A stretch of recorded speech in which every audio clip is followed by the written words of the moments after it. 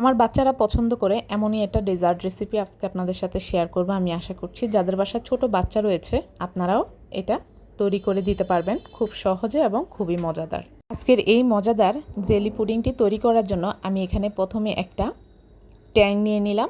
আপনারা চাইলে এখানে অন্য যে কোনো ধরনের ট্যাং ব্যবহার করতে পারেন। এখন আমি এটাকে কেটে সম্পূর্ণ ট্যাংটুকু পাতিলে দিয়ে দিব। আমি এই পাত্রেই এই মিশ্রণটাকে জাল করব, তাই আমি একসাথেই দিয়ে দিলাম। আপনারা চাইলে আলাদা করে বাটিতে গুলিয়ে এভাবেই পাত্রে নিতে পারেন। এখানে আমি প্রথমেই হাফ লিটার পানি দিয়ে দিলাম, তারপরে আরেকটু পানি বেশি করে বাড়িয়ে দিলাম যাতে করে জাল হওয়ার পর আমার এটা হাফ লিটারে চলে আসে। এখন আমি অ্যাড করে দিচ্ছি পরিমাণ মতো চিনি। চিনির পরিমাণটা আপনারা চাইলে বাড়িয়ে কমিয়ে দিতে পারেন। আমি এখানে 4 টেবিল চামচ চিনি ব্যবহার করেছি। এখন আমি এতে অ্যাড করে দিব agar agar powder. Agar agar পাউডারে এখানে আমি আহাদের আগার আগার পাউডারটা ব্যবহার করেছি। আগার আগার পাউডার যদি ভালো না হয় তাহলে কিন্তু মিশ্রণটা ভালো আসবে না, জেলিটা ভালোভাবে সেট হবে না। এখানে আমি 1 টেবিল চামচ পরিমাণ আগার আগার দিয়েছি।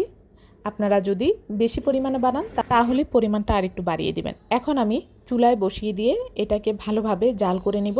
তবে খেয়াল রাখতে হবে চুলার জাল কোনোভাবে হাই হিটে দেওয়া যাবে না, লো মিডিয়াম হিটে রেখে আপনাকে পানিটা জাল করে নিতে হবে। যাদের বাসায় ছোট বাচ্চা রয়েছে আপনারা চাইলে খুব সহজে এভাবেই পুডিংটা তৈরি করে বাচ্চাদেরকে দিতে পারেন। তাতে করে বাচ্চারা খেতেও খুব পছন্দ করবে এবং কালারিং দেখেও তাদের খুব ভালো লাগবে। এখানে পানির মিশ্রণটা আমার জাল হয়ে গিয়েছে।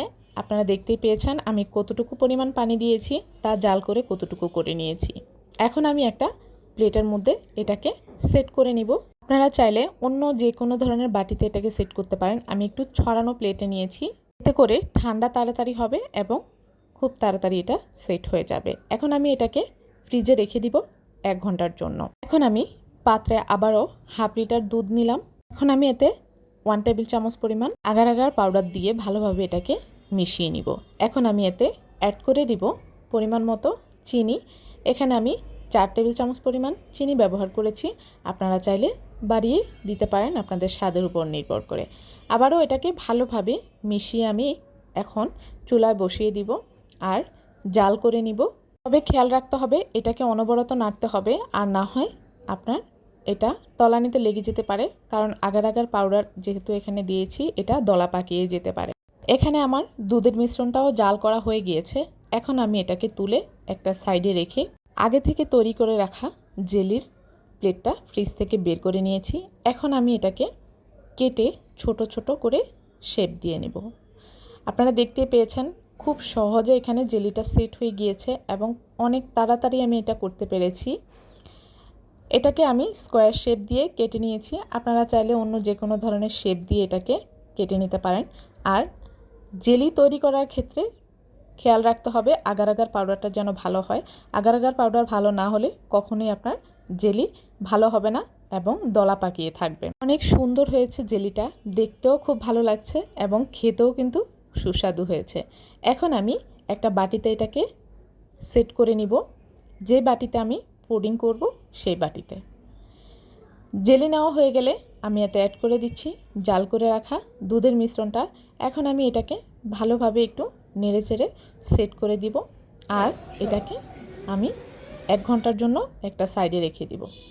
1 ঘন্টা পর আমি দেখিয়ে দিচ্ছি এটা খুব ভালোভাবে সেট হয়ে গিয়েছে। সো ভিউয়ার্স, আজকের আমার এই রেসিপিটি যদি আপনাদের ভালো লেগে থাকে, যারা ফেসবুক পেজ থেকে দেখছেন প্লিজ আমার পেজটিতে লাইক ও ফলো দিয়ে কমেন্টস করে জানাতে ভুলবেন না কেমন হয়েছে। আর যারা ইউটিউব চ্যানেল থেকে দেখছেন প্লিজ আমার চ্যানেলটি সাবস্ক্রাইব করে পাশে থাকা বেল আইকনটি ক্লিক করে রাখবেন এমন আরও সহজ সহজ রেসিপি পাওয়ার জন্য। যাদের বাসায় ছোট বাচ্চা রয়েছে আপনারা চাইলে খুব সহজে অল্প উপকরণ দিয়ে বাচ্চাদের জন্য এই জেলি পুডিংটি বানিয়ে দিতে পারেন। এতে করে বাচ্চারা খুবই পছন্দ করে খাবে। আমার বাসায় বাচ্চারা এটা খুবই পছন্দ করে। আমার বাসায় প্রায় সময় আমি এটা বানিয়ে থাকি। এছাড়াও ভিডিওটি ভালো লাগলে কে কোথা থেকে দেখছেন অবশ্যই কমেন্টস করে জানাতে ভুলবেন না।